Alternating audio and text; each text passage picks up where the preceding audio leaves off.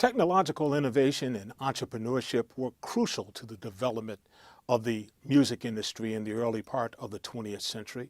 But by mid-century, there were a number of new innovations and entrepreneurs who wanted to participate in the further development, particularly in the record industry. One was Ahmet Ertegun, the son of a Turkish immigrant. He loved black music, he loved blues, he loved what was happening on the jazz scene, a danceable form of the blues called the jump blues. He started a record company in New York with a partner called Atlantic Records, and he was a part of a new wave of music called R&B, or rhythm and blues. He wasn't the only one. The same thing was happening on the West Coast with Art Rupp, who was the owner of Specialty Records. And that was a company that recorded great blues and R&B singers from the birthplace of popular music, New Orleans, Louisiana. You had technological advancement in television, the development of television in the 1950s, and its impact on radio. Radio in the early part of the century, from the start of radio, really had what were called serial dramatic series, where you had voice actors who would come in and act the parts out on radio.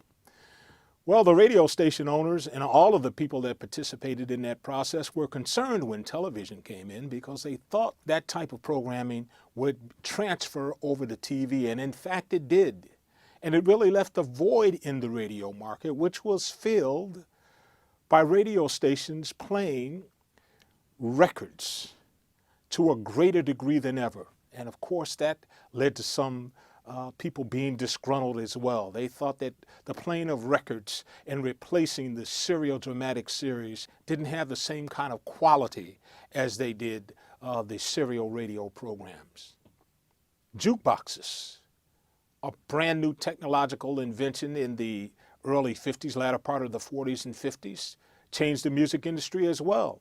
It enabled people to go into a restaurant, to a drugstore, put a coin in the machine and play any record that they wanted. Well, that was a little disturbing to a number of people. Live musicians felt that they were displaced because instead of bringing bands into clubs, a club could even have a jukebox and it could displace them. You also had record companies that felt if people could go out and have the records they want to have played at any time, maybe that would cut down on their record sales. Well, that didn't prove to be the case after all, because bubbling underneath of all of this was a new form of music and certain cultural shifts, as you had baby boomers, teenagers born to soldiers who came back from the war, who were coming of age in the mid-50s and had a lot of discretionary income, and really bought into this new form of music, which was based on blues, gospel, pop music, and R&B music, rock and roll, which exploded. The music industry exploded, particularly the recording industry, which went from a total of $200 million in income in 1954 to over $604 million in 1958. During that 4-year period, you had that great growth. The spirit of entrepreneurship continued to grow even with some of the artists during this period. Sam Cooke, a pop singer as well as an R&B singer, started his own record company. He started his own publishing company, and the great Ray Charles, in renegotiating his contract with Atlantic Records, decided to leave that company and go with ABC Records, because ABC Records allowed him to own his own master recordings. So this thought of entrepreneurship continued to grow over that period. Other creative talents also became interested in becoming entrepreneurs in the record industry. A young songwriter from Detroit, Michigan, Berry Gordy, had written a couple of songs, a couple of hits as a matter of fact, for a great R&B artist at the time, Jackie Wilson.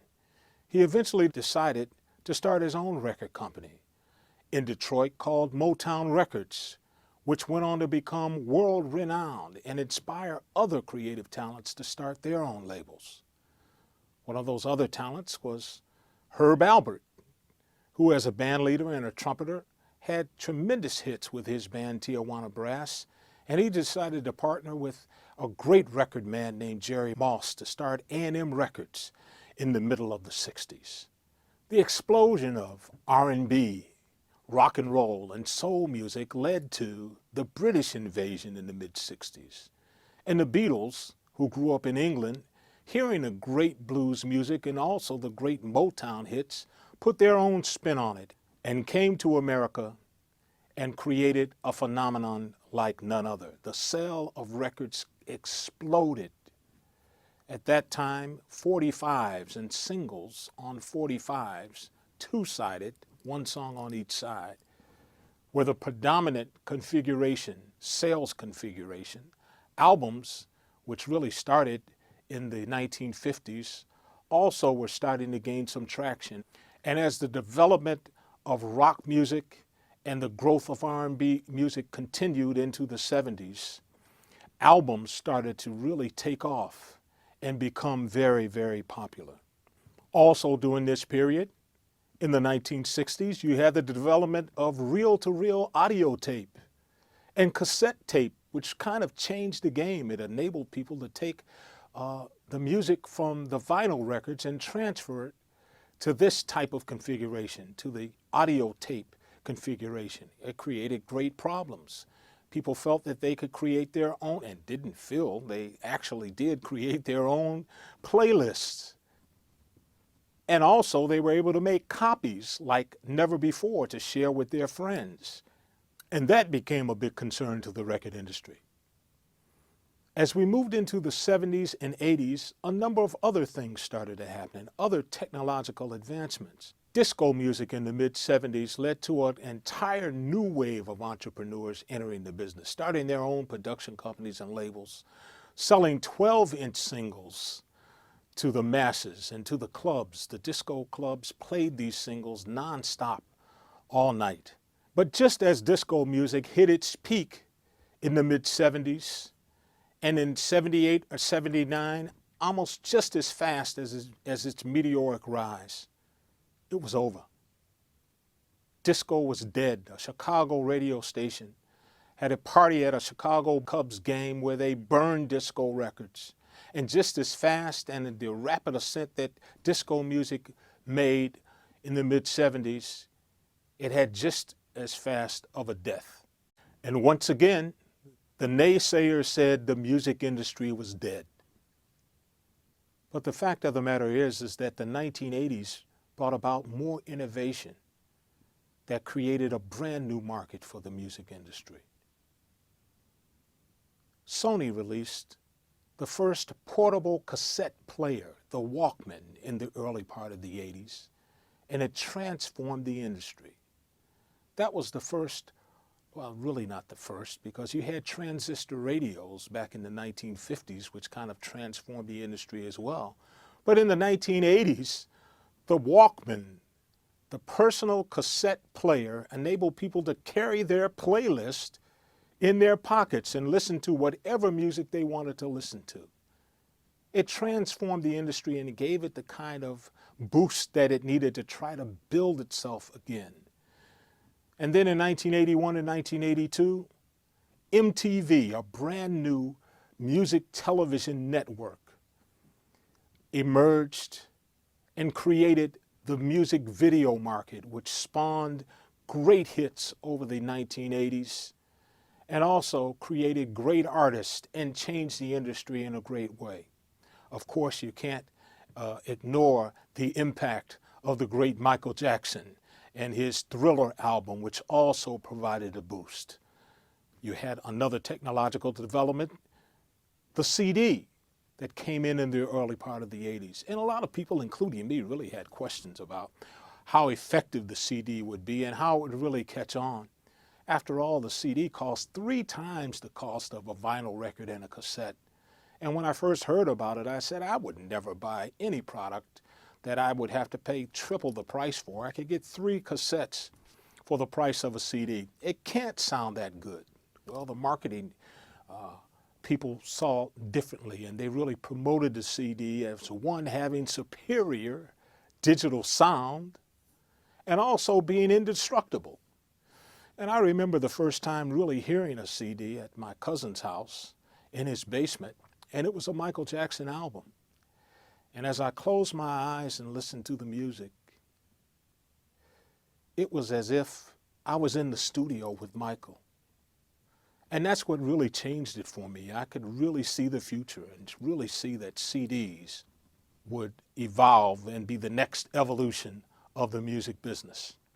Now, around that same time in the 70s and 80s, as albums became very popular and sold in great numbers on both cassette and in vinyl, as this new configuration of CDs started to take off in the 80s, major corporations really took an interest in small independent labels. They really saw the value of music and selling recordings. The investment was much lower than making a film, and the return could be much greater because you can invest in many more artists than you could in one film. So the risk was lessened. In addition, during that time period, the accounting practices of many of the independent labels experienced a change. They became more reliable and more verifiable. And so the corporations really felt that this was an industry that was poised for major corporate investment, and that's what the industry did.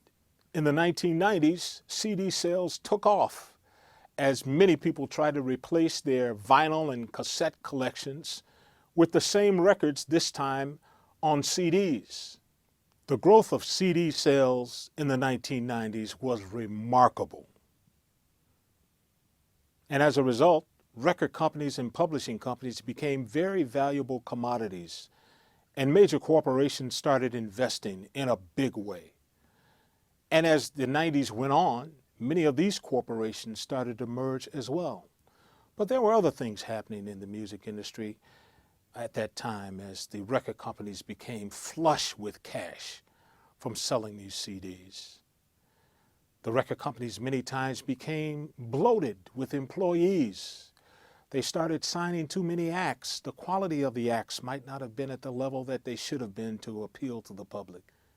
During that time, some people would say that record companies got so greedy by the end of the 20th century that they stopped releasing singles. And if you really wanted that one track, that single that you really loved, you had to buy the entire CD. Truly, the record companies felt that the good times would never end, but they'd soon find out otherwise.